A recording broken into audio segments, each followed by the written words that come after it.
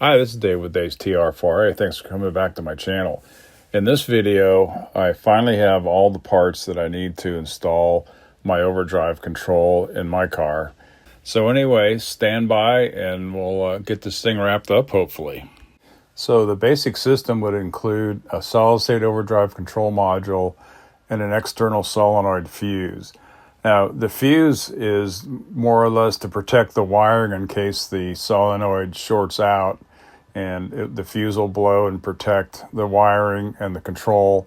Plus, the fuse will be should be mounted in a position that's easily accessible to the driver. Now, in addition to those two things, if you have an A-type installation, you'll also have to put a additional automotive type relay to actually control the solenoid on the A-type overdrive. Now, there's two additional accessories you can have too. One is a shift knob with a momentary push button mounted in the side of it that's manufactured by Jeremy Chinn, which is an excellent addition to the system. And then you can also install an external overdrive status LED that could be mounted anywhere in the car and would light when the overdrive is engaged. I found a really nice panel mount LED. It comes in several colors, and it's got the current limiting resistor built into the initial part of the wiring on it, so you can just plug it in directly into the control on the overdrive.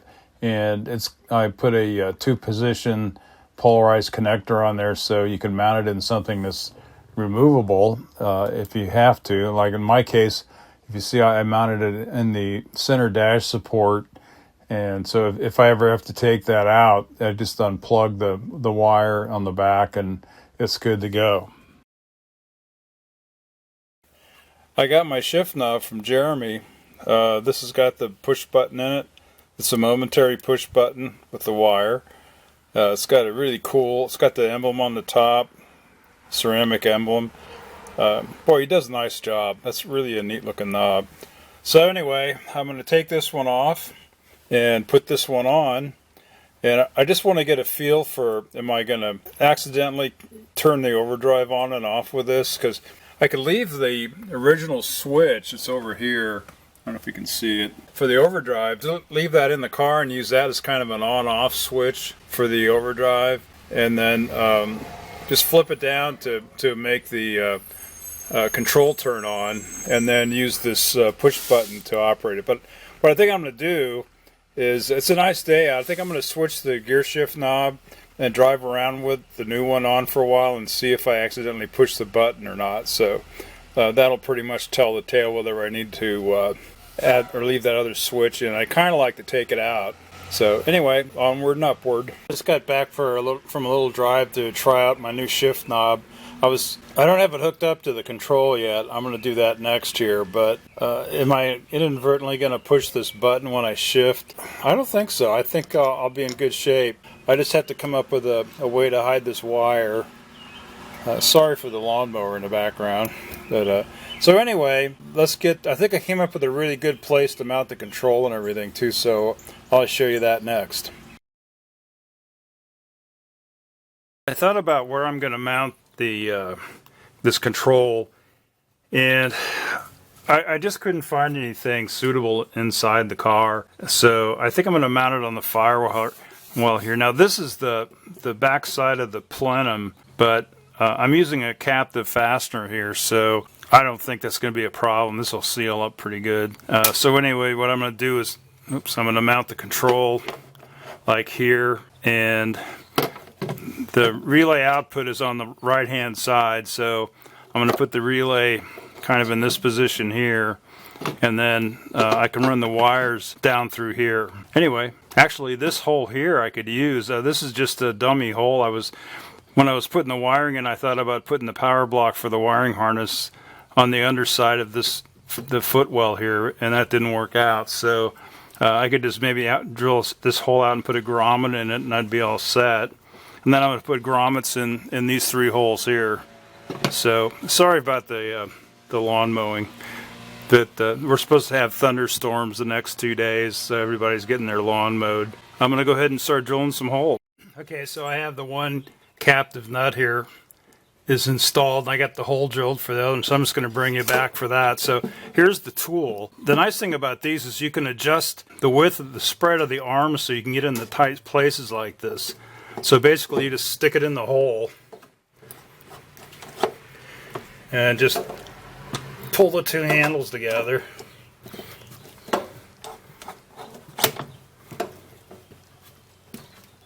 And unscrew it. And there you have it, captive fastener. Pretty neat, huh? So let me go ahead and mount the control then. Okay, I got the control here, so I'm going to go ahead and start the bolts. It's easy for you to say.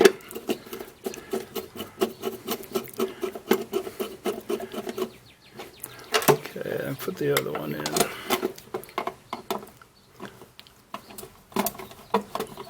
This is just a dry fit.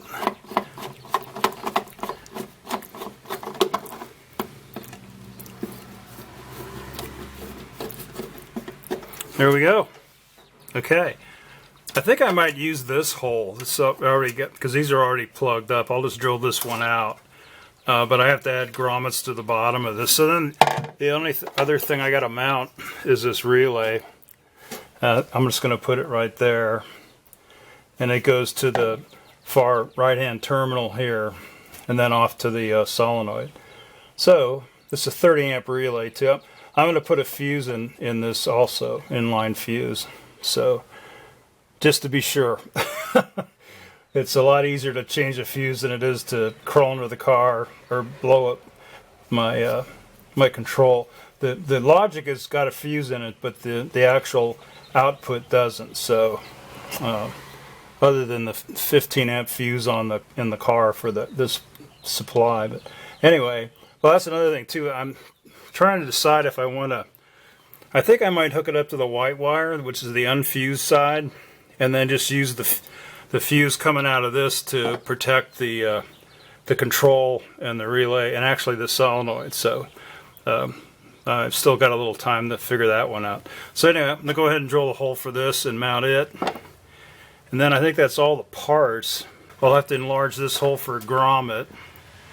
And then there's 3 holes in the bottom here. I got to put grommets on that before I put it back together. So anyway, onward and upward. Okay, I got my last hole for the relay. I'm gonna mount it.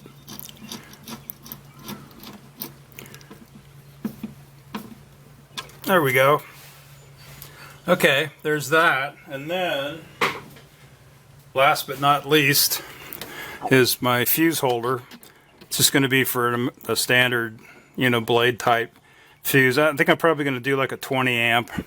That's the mechanical part of the electrical installation.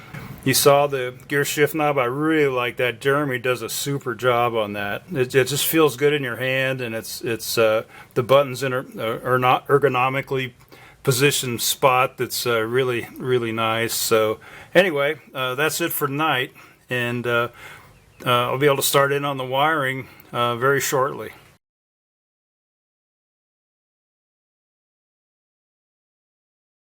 As obvious, I ended up taking the dash support out, but this is to run the cable down the shift lever and out the tunnel for the overdrive switch. And I think what I'm going to do is, well, on the cable, I think I might just use some clear tape, like shipping tape, to bond the wire. It's a very thin wire down the front of the gear shift lever, and then where it transitions underneath the boot, I'm just going to cut a little notch here, I think, so the wire isn't going to end up chafing between the shift lever and this.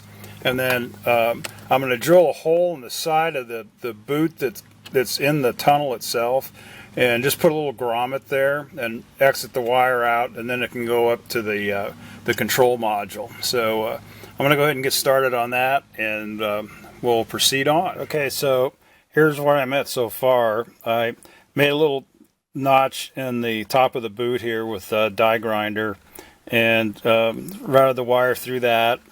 And then it comes down the shift lever here, and exits a hole. I drilled a little hole in the front of the boot that's on the actual tunnel, and the wire exits out through that, and then that's going to go off to the control. So I'm going to get this all buttoned up and then show you what it looks like afterwards. So it's I don't know, it's after 10 on Friday. I've been working on it all day, getting this in the overdrive control installed.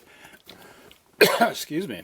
I had to take the seat out to get up. All the wiring and everything's routed up underneath there, so I was trying to do it with the seat in, but I'm just too old for that shit. So, in fact, my back's kind of got a crook in it now, so I may have a little adult beverage later and go to sleep. Anywho, I want to show you how it's working here. So, car's stopped, the key's off. I turn the key on, and, you know, nothing happens. If I push the button, nothing happens, okay? If I go into first gear, or second gear, I'm sorry, and hit the button, you can hear it clicking. Okay, well, you can feel it through the shift lever. I'd never noticed that before. Okay, so anyway, here's what thing I did this whole exercise in is when I go into neutral, it turns off the overdrive. Okay, and if I go in the third gear, no light, so that means the overdrive's turned off. It turns the overdrive off. If I want to turn the overdrive on in third, I hit the button again. Okay, if I go in the fourth gear, I'm out of overdrive. If I want to go overdrive, I hit the button again. It looks like it's easy, but it's not. So I'll show you the wiring tomorrow under all this stuff under here, and the how I mounted the control on the inside of the firewall, or on the outside of the firewall outside the car. So anyway, I'm really happy. And I can't wait to go out for a drive in it and see how it works. So I'll bring you guys along for that too. But anyway, was a good Friday. Well, I decided not to show the wiring because it's not really stock. My wiring harness itself is not stock, so anything I showed you wouldn't be relevant to your car, I guess. But so anyway, this is my control that I made, and then it's driving this relay that actually turns the solenoid on and off. And I got an inline fuse here, 25 amp fuse, which is, I think it only pulls about 8 amps or 10 amps. So that's plenty. So it has, the control has, as I showed you in previous videos, there's 3 diagnostic LEDs on here in addition to the panel mount LED. So let me show you here. If I turn the key on, the red LED lights up that shows that there's power to the system. Okay. Now, if I go switch into a gear that is valid for an overdrive, like that's fourth gear, the amber LED turns on. Okay. And that'll show on the A-type in second, third, or fourth. Okay. And if I hit the button on the gear shift, the green LED turns on, and that means that the overdrive's engaged. So, short of taking it for a drive, which I'd really love to do, that's probably going to happen tomorrow. So, but I just wanted to put this in here just to show you when it's not noisy how it works. By noisy, I mean I'm going to be driving it. So anyway, and see if I go back into neutral, it turns off the amber LED and the green LED. Okay. So next, I'm going to go for a drive and I'll try to video that, and that should be it. So here I'm down by the Ohio River where I can open it up a little bit. And this is like to demonstrate upshifting, and you'll be able to see the green LED turn on and off down in between my shoulder and the passenger seat there.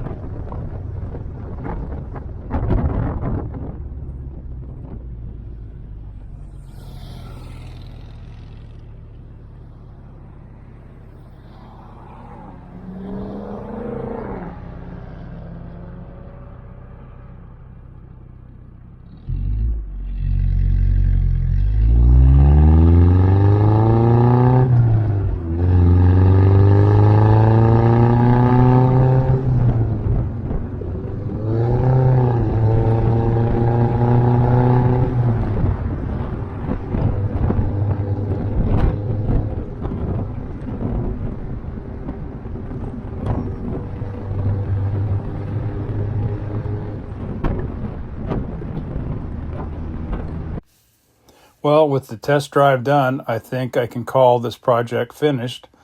And I'm really, really happy with the results. It does everything I wanted it to do. And it just works great.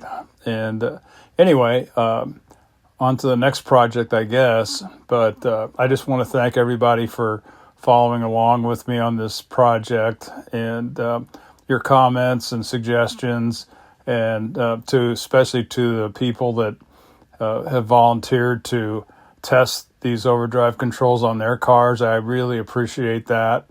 And that's the same thing I kind of did with my voltage stabilizers before I started selling them to the general public, was to have people try them in their cars first to do a long-term test, kind of a deal. So if anybody's interested in getting more information about the control and the shift knob from Jeremy Chinn, I'll have our contact information in the description.